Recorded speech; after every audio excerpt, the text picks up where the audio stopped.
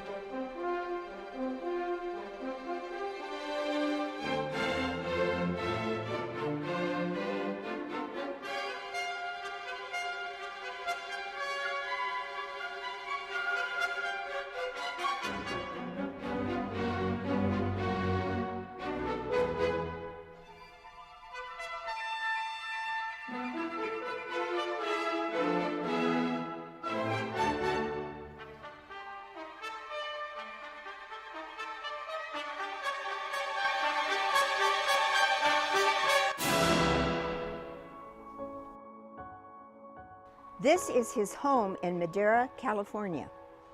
Uncle Wallace, who is now 98 years old, has lived in Madera since his birth in 1915. Every single day, he thinks about how grateful he is to be alive.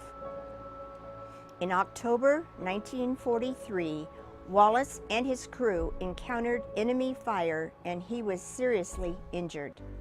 His story is compelling in that his aircraft managed to land safely after 3 of its 4 engines were shot out. Luckily, the nearby townspeople and his enemy captors provided the extensive medical care that he needed to survive.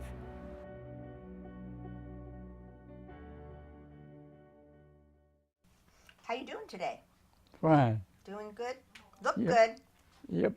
I want to start at the beginning. When did you decide you were going to volunteer for the Army? About the time the war started, Why did you volunteer? so I could fly. Did you find learning to fly difficult, or was it pretty easy for you? It was all right. So did you have any interesting experiences while you were learning to fly? Yeah, I hit a fence down in Tulare when I was in the, What plane were you in? I don't remember what it Oh, was. okay. It was the primary flight training plane. What happened when you hit the fence? Oh, they came and got me and put me in the hospital for overnight. Just a matter of principle. Oh, did you destroy the plane? Oh, no. Oh. Oh, no. Well, it was still sitting there. Wallace began his initial pilot training on a PT-17 Stearman in Tulare, California.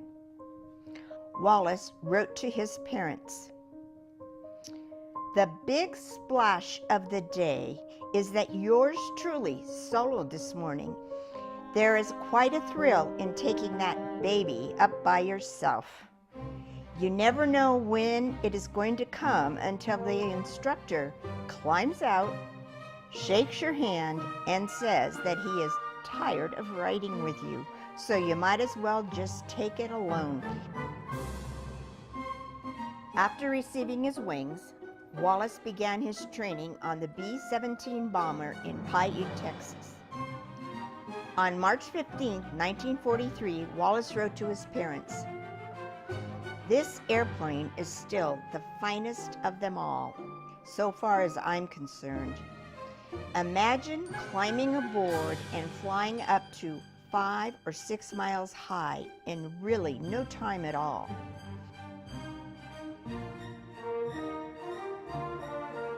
Did you choose the B-17 or was it assigned to you? Came natural. Was that what you had planned, that you wanted to fly when you signed up? No, I wanted to fly, that's all. We have this photo of the crew. Where was that picture taken? In Southern California, somewhere down there, we were getting ready to fly. And there's 9 people in the picture, but you had a crew of 10. Right. And so you flew over to Europe in this plane. And what happened, or in a plane, what happened when you got over there with the plane? Oh, they took it away from us, and there was a place away from the airport that we sat there, the 10 of us for, well, more than that, a group of us, for a couple of days. And then we were assigned to an airport with a group. What do they call them? I don't think. The bomber group? Bomber group, right. You were in the 305, 305th Bomber Group? Yes. And then you got another plane when you got assigned to the Bomber Group? That's right. I want to talk to you now about your fourth mission on the B-17, which was October the 8th, 1943. Yeah. As I've been told, for the townspeople in this little town of Urk in the Netherlands, it's a very important day. It brought, when your plane landing outside of their town, brought the war firsthand to them. They had already been occupied by the Germans, but they hadn't, and they'd seen planes flying over very high, but your plane came in, flew right over their town, went out over the water, I'm told, made a U-turn, and came back and flew very low over a school, and then you landed outside of town. And when that happened, the townspeople rushed out to the land site to see if you guys were okay and to do what they could do to help you. And some of the townspeople hid some of your crew for several days. But it's a historic event because it's the first time they saw Americans, it's the first time they actually were close up with pilots and a crew of a craft. And there's still people living today there that remembers as they were children playing in the schoolyard when you flew over that. When you left Chevilston on the 8th of October, did you have an American fighter group with you to protect you when you left, or did you meet them along the way? It was my fourth or fifth mission, whatever, and we saw no fighters protecting us until that mission. We didn't go very far and we didn't do much, but we went in and came out with other bombardiers and went back to England. So this was the Across first. the water. Okay, this was the first mission you went in so far into Germany, and so you had fighters with you? Yes. Do you know how close you got to your target of Bremen? No. So you're flying along, heading toward Bremen, then the German fighters show up. Right. Is this the first time you'd encountered German fighters along the way? Yes. Oh, okay. We were coming out. I remember once you and I talked about this about 10 years ago, and you said that most of the time after you were hit, you were unconscious.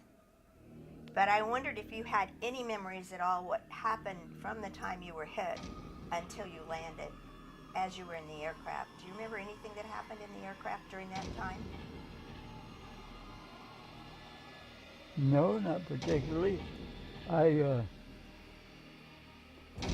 stayed in my seat and flew the plane.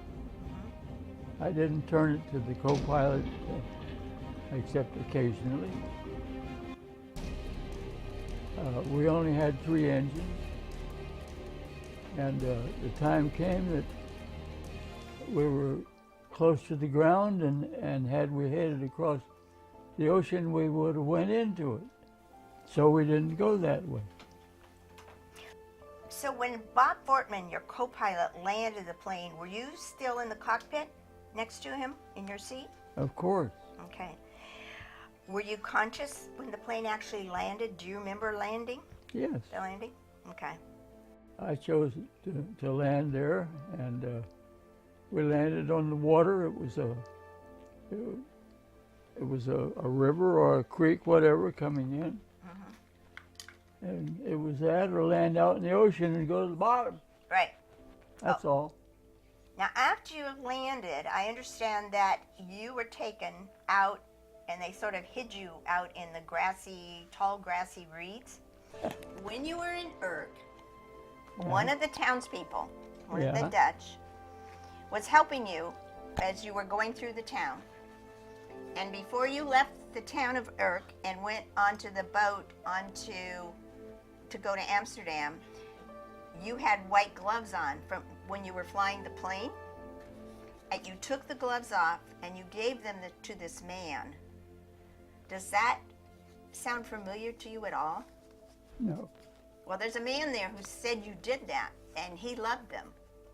And he kept them, he ended up in a band, and he wore them in the band when he played. Mm-hmm. Do you remember anything about that? No, not at all. I've heard stories about things that happened afterward. They took me up the creek to the little village. Uh-huh. And out of the village up to an open area beside a building where me and my co-pilot, my tail pilot. Right. And we lay down there, and everybody else, I told them to take off running, and they did. The rest of your crew, you ordered them to leave? That's correct. And they followed your orders? Yeah. When I interviewed you before, you said that you were met by 2 Germans, 3 Dutch, and a doctor. And they came in on a boat, which would have been on a canal, because there were a lot of canals around there. Do you remember anything they said to you or anything they did for you when they arrived? No, it's a little odd. What I remember is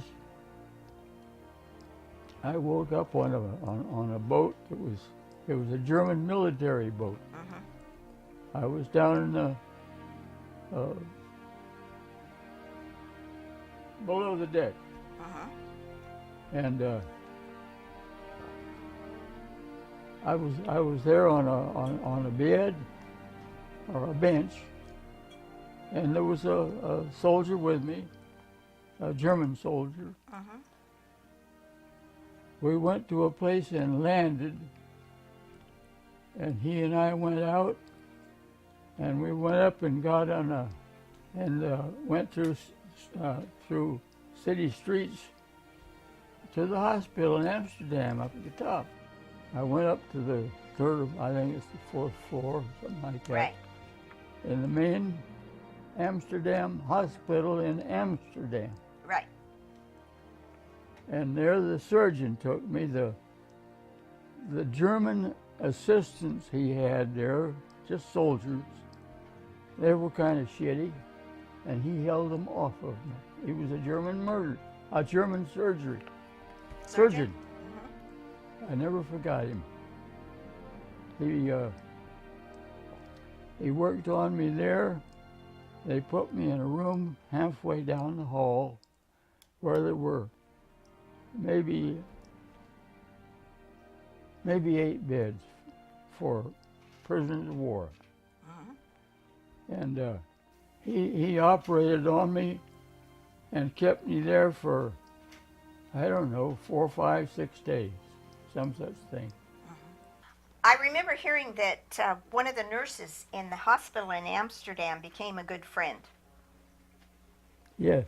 Was she your main nurse, the one that helped you the most while you were in the hospital? There were 2. And I put it that way because the Germans caught one of them questioning or being friendly or whatever with somebody like me, and they cut her head off. The other one stayed in, and she traveled from home to Los Angeles to visit a retired, he was a judge from Holland, who was quite famous to her. She got to fly all the way to visit him for a while, and I never forgot that, that's all. They were very nice, and they were good to us in the hospital over there. And she was Dutch? Yes. Do you remember? They used to bring food and hide it under the bed for us. Such things as that. Well, that was nice. Yes. What was her name, the one that came over here? Oh, I don't know anymore. I understand she came here to visit you? Yes. Up at the corner here. Okay. And she had a couple from Los Angeles with her. And they were a little disappointed, I think. They didn't stay long. Oh. And they went back to Los Angeles. I still think of them occasionally. But I heard her name was Elizabeth. I don't know. And from there they put me on a train and took me up through Amsterdam. We went inland to where the train stopped, and they took me out. I don't know. Anyway, there was a bedroom in there. They put me in it on a bed. They took me out and took me over here to an American German who was a German military man. He was a questionnaire.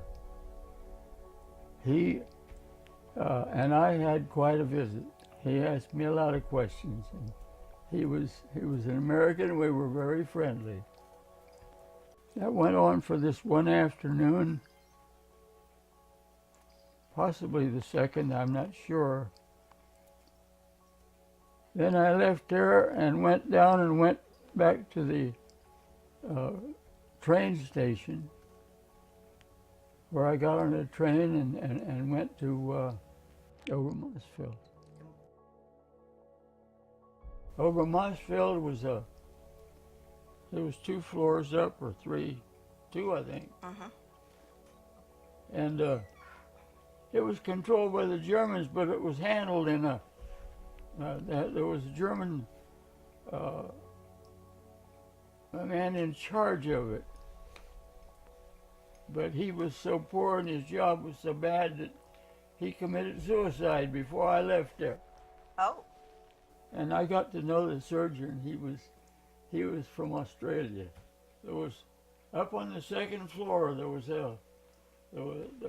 quite a large, long room there that had British officers in it who were prisoners of war. Uh-huh. One of them was from the top government in England. They were having a good time all along that side of the room. He took me up there and split a bottle of wine with me. Ah. He was a nice guy. And you built a house? Designed a house? Sure, you got to do something. What's it made out of? That was made out of boxes that the American Red Cross shipped over there, loaded with food and such things as that. They supported it. From the time they picked you up in Urk and took you to Amsterdam and then on to Obermossfeld, and until you came home, you were always well treated? Yes. I've never known how or why they treated me so well, so nicely. But they did all the way. The time came that they put me on a train and shipped me all the way north, out of the country, where I got on the what was the name of that ship that brought me home? Something like that. Yeah. The American Red Cross shipped over there loaded with food, and they supported it. And that brought me home. When is the first time you knew you were going to be able to go home at a particular, right then almost? Were you at Obermossfeld at that time, or was it the next place when you found that out? Oh no, they shipped me there from Obermossfield. You knew you were going home then? Well, sure. Oh, okay. They put me in a train, took me up. We went through the side of what's the capital of Germany? Berlin. Uh-huh. The Americans were already shooting Berlin up. They were starting to bomb it. And we went across one side of it and saw buildings were just all torn to hell. We kept right on going until we got to over Mossville and got on that beautiful ship. How did you find out it was time for you to go home? I don't know exactly. Do you know how many prisoners were exchanged while you were being exchanged? How big the group was? No, Okay. but I recall that they were. Did you see them? Were you like put together in rooms with other people that were about to be released? What did you do when you were in Sweden, waiting around, or did you wait around very long? We sat in the ship and ate. Oh. Well, on the Gripsholm, I understand that was a regular Swedish cruise ship, and was everybody on it a prisoner going home? Sure, that was a vessel that as I found out, it was traveling the world to Japan and wherever, and they were scheduling this sort of thing. There was a woman in charge of it. I remember she had to lock the door on her room every night. Oh, with all those soldiers on the plane with her? I mean, on the ship with her? Yeah. So what'd you do on the ship?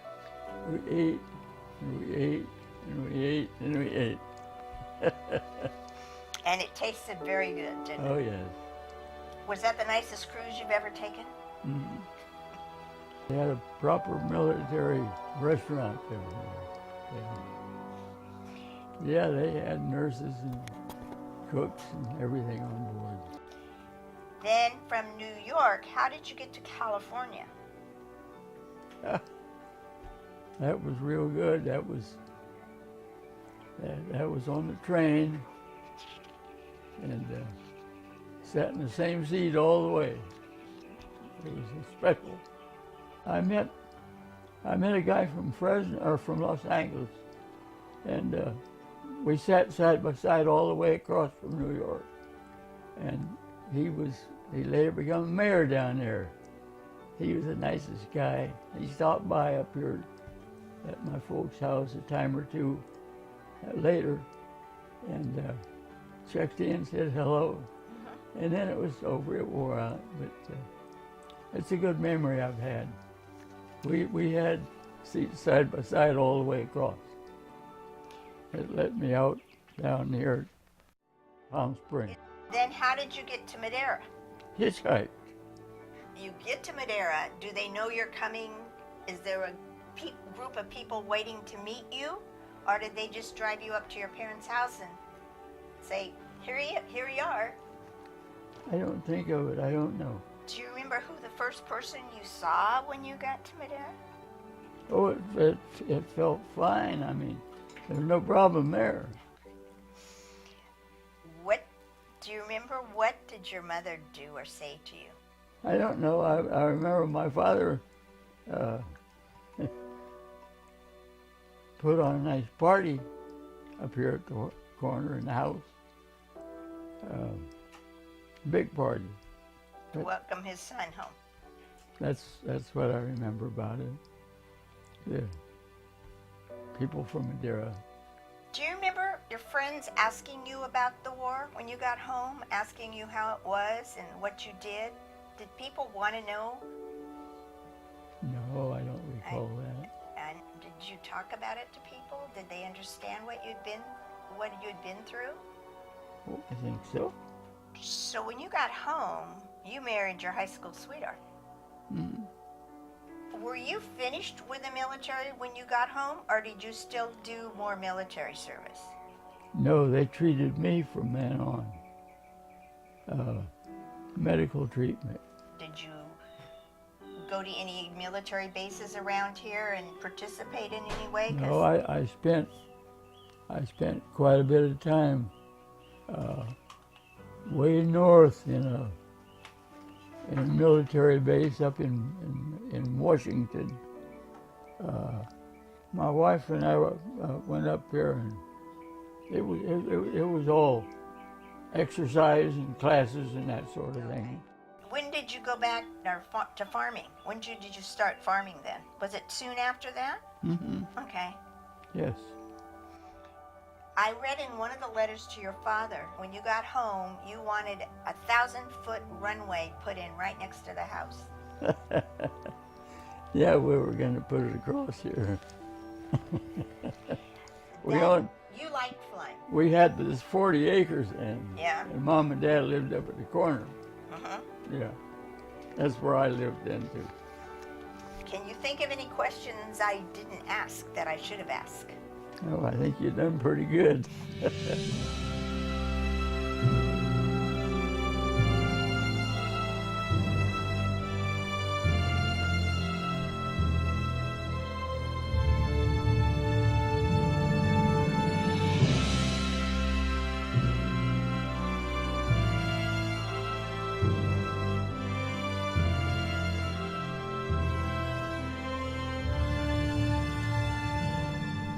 I am Margaret Elizabeth Ogle.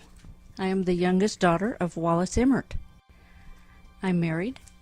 We have 3 children. And how many grandchildren do we have? It's, I think, 4. Okay. I live in Madera, California.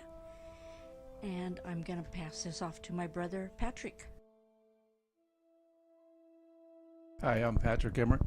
I'm the middle child, and let's see, I'm married. My wife Susan. We have 4 children and 10 grandchildren. Live in Prather, California, and I work as a forester.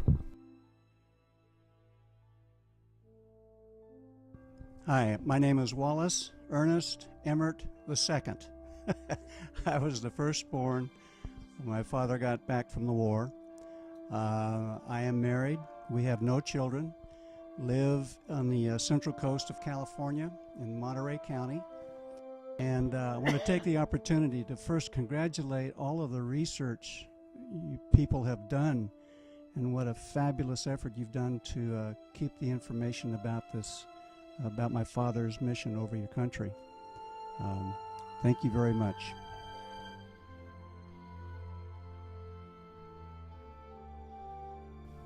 And I want to introduce Maxine Emmert, Wallace's wife. And let's see, you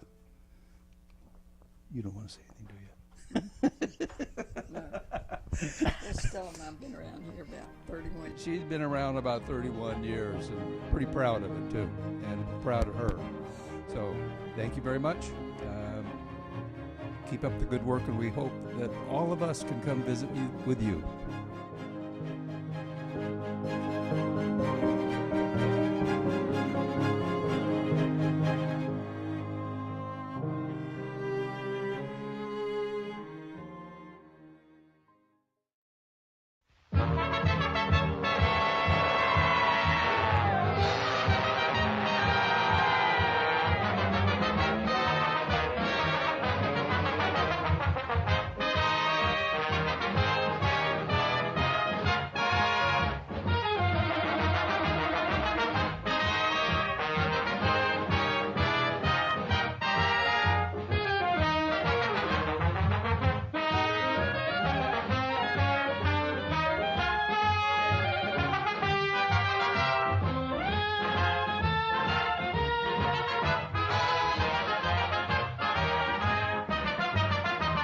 We go into the wild blue yonder, climbing high into the sun. Here they come, zooming to meet our thunder. Adam, boys, give it the gun. Down we dive, spouting our flame from under, off with one terrible roar. We live in fame or go down in flame. Boy, nothing can stop the Army Air Corps. If you live to be a gray-haired wonder, keep the nose out of the blue. Flying men guarding a nation's border, we'll be there, followed by more. In echelon, we carry on. Boy, nothing will stop the Army Air Corps.